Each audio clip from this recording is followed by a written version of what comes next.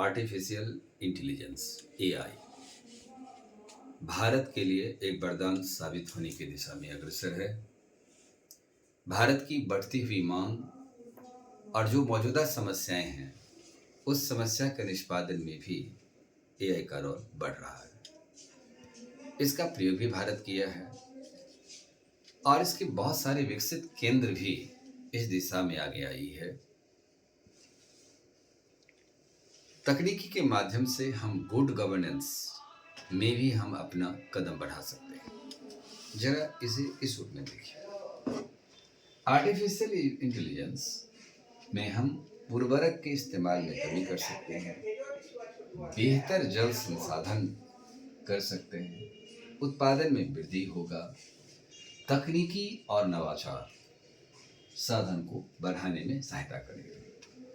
2047 तक एक विकसित भारत बनाने के लिए नवाचार और एआई पद्धतियां दोनों ही वरदान साबित होगी, क्योंकि भारतीय कृषि की यह मांग ही नहीं है, आवश्यकता भी है। किसान की आमदनी की वृद्धि नहीं हुई, किसानों की आय की आमदनी दोगुनी करनी है। ये बात प्रधानमंत्री नरेंद्र दामोदर दास मोदी ने भी अपने अनेक जगह के भाषणों में भी और अपने एजेंडा में भी शामिल किया है। बिना कृषि का विकास किए भारत का विकास संभव नहीं है और भारत के विकास के लिए आवश्यकता है कि किसानों की जो स्थितियां हैं उससे ऊपर उठाया जाए। आज़ादी के लड़ाई में किसान आंदोलन किया, उसकी आज़ादी के तरीके अलग थे। वह महाजनों से मुक्ति पाना चाहता था।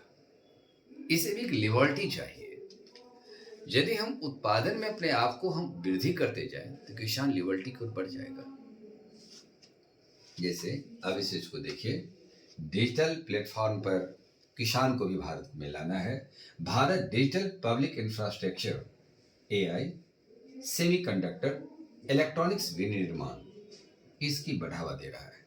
जहां भारत सॉफ्टवेयर के क्षेत्र में काफी विकास किया, अब भारत हार्डवेयर के क्षेत्र में भी विकास कर रहा है। हार्डवेयर का जब एक चमत्कारिक परिवर्तन होगा तो भारत सामने बेहतरीन प्रदर्शन ही नहीं करेगा, अभी तो कितने देशों को भारत खाना भी खिला सकता है। अब इस दिशा में यदि हम देखते हैं कि समावेशी विकास यदि भारत में होगा तो समावेशी विकास के लिए भी यह आवश्यक कदम है। वैश्विक डिजिटल के दृष्टिकोण से इसमें 18,000 ग्राफिक्स प्रोसेसिंग चल रही है, जिसमें से यह ग्लोबल वार्मिंग के क्षेत्र में यह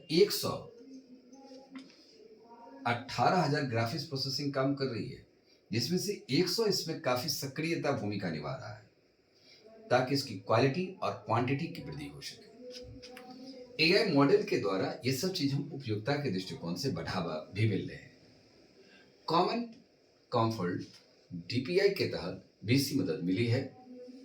इलेक्ट्रॉनिक्स विनिर्माण यानी एआई सेमीकंडक्टर और इलेक्ट्रॉनिक्स विनिर्माण के क्षेत्र में भारत लगातार ये अपनी बढ़ता हुआ व्यवस्था की ओर जा रहा है। इसमें देखा जाए कि एक मेक इन इंडिया एक चिप्स का निर्माण करेगा, जिस चिप्स से किसानों को लाभ मिलेगा।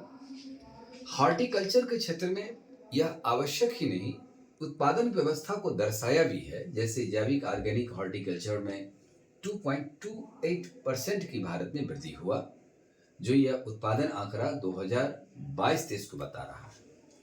2023-24 में यह उत्पादन और भी वृद्धि हुई, जिसमें से 354.74 मिलियन टन की उत्पादन भारत में हुई है, जिसका हमने निर्यात किया है। ताजे फल में भी हम उत्पादन को बढ़ावा दिए हैं और इस उत्पादन के दिशा में भारत को निर्यात करने का मौका भी मिला।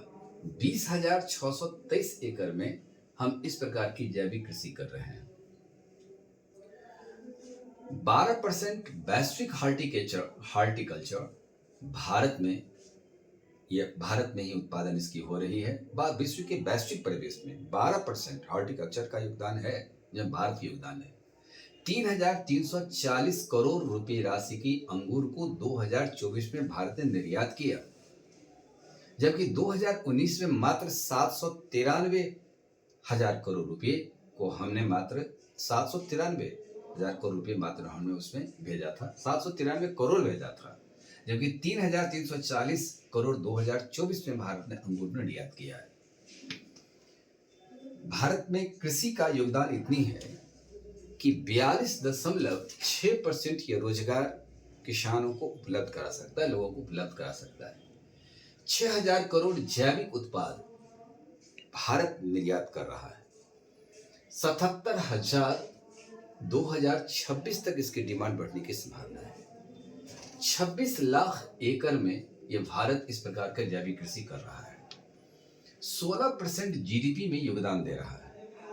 2% कुल भूमि का यह जैविक कृषि भारत में कर रहा है, जबकि 60% तक का यह अनुमान है कि कृषि प्रोसेसिंग को बढ़ावा दे दिया जाए। भारत ने जापान ने भारत से यूपीआई प्रणाली पेटेंट किया है, क्योंकि इसकी बढ़ावा दिया जा रहा था। एआई के माध्यम से 2025 के महाकुंभ में हमने डीपीआई और एआई के माध्यम से खोया पाया तक्षण अनुवाद बहुभाषी का अनुवाद किया था, जो विभिन्न क्षेत्रों के विभिन्न भाषाओं के लोग पहुंचे उसका वो अनुवाद भी किया था। जहां पर भीड़ भड़का लगता था वहां एआई के माध्यम से वहां कंट्रोल भी होता था। यह व्यवस्था भी बैलेंस हुआ कि गुड गवर्नेंस व्यवस्था, प्रबंधन व्यवस्था में भागीदारी निभा सकता है। डेटा को हम एक सेफ क्षेत्र में ला सकते हैं। कृषि, मौसम पूर्वानुमान भी कर सकता है। हालांकि पूर्वानुमान जिस तरीका से हम एक मोबाइल के माध्यम से, किसान ड्रोन के माध्यम से छिड़काव करता है, मौसम ठीक रहा तो ड्रोन के द्वारा से हम छिड़काव करते हैं। ये भारत में एक डिजिटल प्लेटफॉर्म भारत में बनाया जा रहा है। आधारभूत मॉडल केंद्र विकसित किए जा रहे हैं। आधारभूत मॉडल केंद्र में यदि प्रति सप्ताह को देखा जाए तो एक आधारभूत केंद्र भारत में विकसित हो रहा है, जिसमें हमारे नए सीन के जो इंजीनियर हैं वो बढ़ावा भी दिया जा रहा है। और इस बढ़ावा में ऐसा आ रहा है कि बहुत विकसित किस्म के हथियार, विकसित किस्म के जो हॉर्टिकल्चर के क्षेत्र में उत्पाद चाहिए वो मशीन लाए जा रहे हैं। वैश्विक डिजिटल में प्लेटफॉर्म पर सार्वजनिक निजी क्षेत्र का विकास करने के लिए G20 में भी एक आवाज दिया गया था कि भारत विश्व के विकसित संसाधनों को अपना सकता है। प्रत्येक सप्ताह ये क्षमता, वैश्विक क्षमता में हमारी भारत के तकनीकी का विकास हो रहा है। शिक्षा और कौशल विकास के क्षेत्र में शिक्षा नीति में भी, नई शिक्षा नीति में भी एआई की बढ़ावा मिलेगी। यूनिवर्सिटी के सिलेबस में भी आवश्यक सुधार करने के लिए एक प्रोग्रामिंग चल रहा है।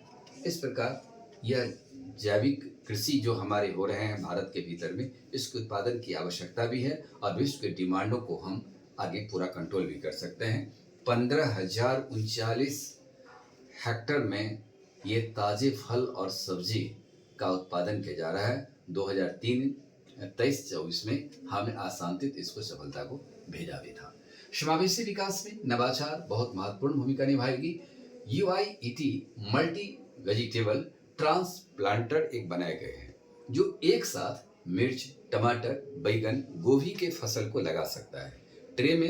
एक ट्रे में 352 प्लांट को रखा जाएगा। वो जैसे ट्रे खत्म होता है वो ट्रांसफर होता जाएगा, दूसरा ट्रे का यूज की जाएगी। जो पहले हम एक ट्रैक्टर विधि से हम लगाते थे, इससे मजदूर की आवश्यकता पड़ जाती थी। अब किसानों को मजदूरों से भी राहत कम होगी और मजदूर में लागत लगता था, ये लागत भी कम हो जाएगा। भारतीय कृषि अनुसंधान संस्थान 2022-24 में किसान सभा की जो आयोजन किया था, इसमें ये देखा था कि यदि हम पेट्रोल और डीजल का इस्तेमाल करते हैं तो डीजल पेट्रोल से कई 7 गुना ज़्यादा ये पर्यावरण को प्रदूषण करता है।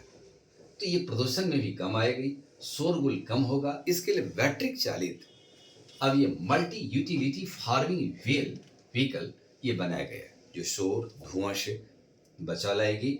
और ये जलवायु परिवर्तन हो रहा है, ये परिवर्तन में दिशा में यह बैटरी प्रणाली ये कार्य करेगा। कटाई, जुताई, निराई, गुड़ाई, कीटनाशक दवा की छिड़काव में भी यह मशीन काम करेगा, जो बैटरी चालित मल्टी यूटिलिटी का निर्माण किया जा चुका है। अब इसे बाजार में आप पेटेंट भी किया जा रहा है।